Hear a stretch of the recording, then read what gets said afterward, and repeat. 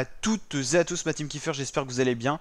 Aujourd'hui pour cette nouvelle vidéo, on se retrouve pour la présentation complète du Tour de Lombardie 2021 qui est la dernière grosse classique tout simplement de la saison. On va retrouver quand même trois grosses têtes du cyclisme mondial. Le Slovène Primoz Roglic qui a remporté la dernière Vuelta, le dernier Tour d'Espagne 2021. Julien Alaphilippe qui a réalisé le doublé en remportant deux fois les championnats du monde. Et Tadej Pogacar, dernier vainqueur du Tour de France. Donc ça claque quand même comme affiche et on va voir tous les autres coureurs et toutes les équipes présentes sur ce Tour de Lombardie 2021.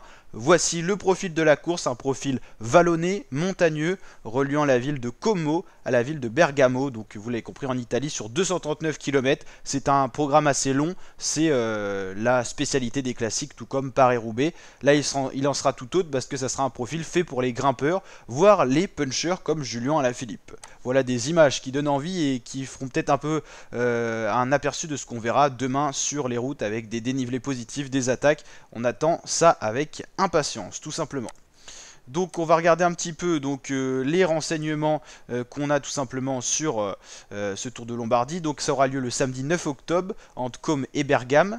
Donc la classique des feuilles mortes, c'est son petit surnom. Ça sera la 115e édition au niveau des stats. Et on aura des passages à 17% dans la côte la plus rude de la journée. Ça sera même un col et ça sera disponible en exclusivité sur Eurosport. Et peut-être sur France Télévisions, ça sera à vérifier. Les coureurs participant à cette édition, chez De Koning Quick-Step, on a une très très grosse start list, De Koning ou De Koning pour la prononciation. Donc on aura Julien Alaphilippe, champion du monde, donc ça donne quand même envie de voir ce qui va se passer. Le portugais Joao Almeida, qui est un très très bon grimpeur. Andrea Baggioli, Fausto Masnada, bon grimpeur italien. Dries Devenens, le prodige Remco Evenepoel ou encore Peter Seri, une startlist qui fait rêver. Chez AG2R, on aura Clément Berthet, Clément Champoussin, Geoffrey Bouchard, Benoît Cosnefroy, le Normand, qui est un très bon coureur complet, Jaco Heinen, Larue Warbas ou encore Olivier Rélien, Paré-Pinte. Chez Alpecin Phoenix, donc là on va citer que les principaux coureurs, on va pas citer tout le monde. On aura Louis Vervac notamment, Xandro Meurice qui pourrait bien se glisser dans une échappée, ou encore Christian Sbaragli. Chez Androni Guacattoni Zidermec, donc c'est une petite équipe italienne qui est invitée. On aura Sepulveda, Ravanelli, Luca Chirico et attention à Cepeda qui a quand même été plutôt actif cette saison et qui a plutôt été bon. Chez Astana, on aura le leader russe Alexander Vlasov qui peut vraiment prétendre à quelque chose, tout comme Alexei Lutsenko pour les grimpeurs. Et je vois bien Manuele Boiro, l'italien, se glisser dans une petite échappée dans la journée. Chez Baran Victorious, on aura Miguel Landa qui a fait vraiment une mauvaise saison. Lui qui vient d'arriver chez Bahreïn, il a vraiment pas été performant. On aura d'autres coureurs comme Dylan Teuns ou Matej Moric que je vois plus en vue sur un profil comme celui-là qu'on aura pour le Tour de Lombardie cette année. Buardoni, petite équipe invitée, attention à Carboni, Garosio et Fiorelli qui sont pour moi les trois atouts majeurs pour cette course chez cette équipe. Boransgreux, on aura Patrick Conrad, le grimpeur autrichien, Félix Groschartner ou encore Emmanuel Bourman.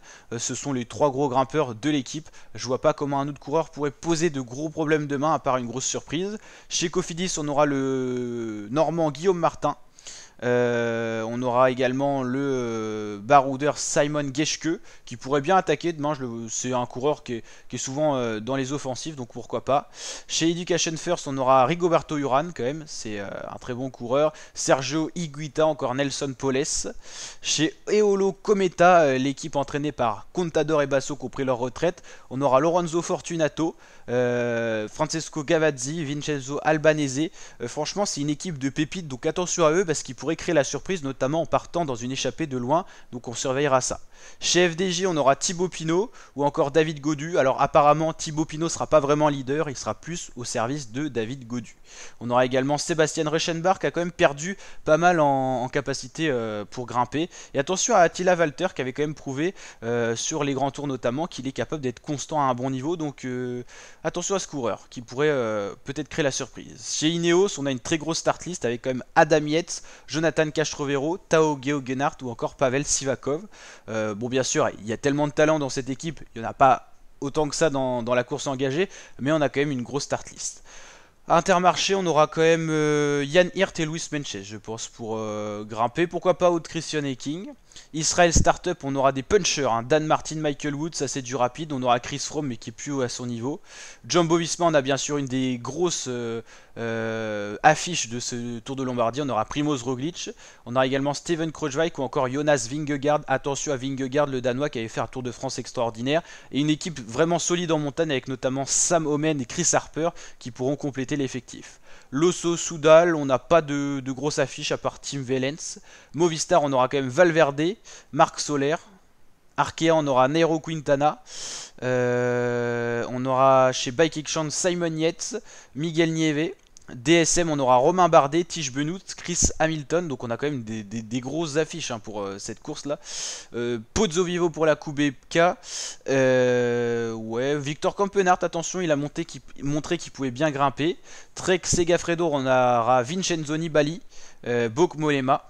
Et UAE, on aura on aura Tadej Pogacar, Marc Hirschi, Davide Formolo, Rafał Majka, Brandon McNulty. Très grosse start list.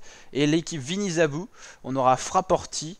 Et sinon, franchement, Maresco c'est un sprinter. Donc ça va être plus compliqué pour cette petite équipe, mais certainement des coureurs qui se glisseront dans l'échappée. Donc en tout cas, la team, j'espère que la vidéo vous a plu. Si c'est le cas, n'hésitez pas à la liker. On suivra bien sûr le Tour de Lombardie sur ma chaîne, donc avec le petit résumé en fin de journée. Donc n'hésitez pas à vous abonner pour ne rien louper de tout ça, à activer la petite cloche des notifications. Et il y aura également l'étape sur Pro Cycling Manager, le jeu officiel du cyclisme, qui sortira dans la journée du 9 octobre. Donc n'hésitez pas à vous abonner pour checker tout ça et être au courant de tout ce qui va se passer sur ce Tour de Lombardie 2021. Allez, ciao ciao mes fratés.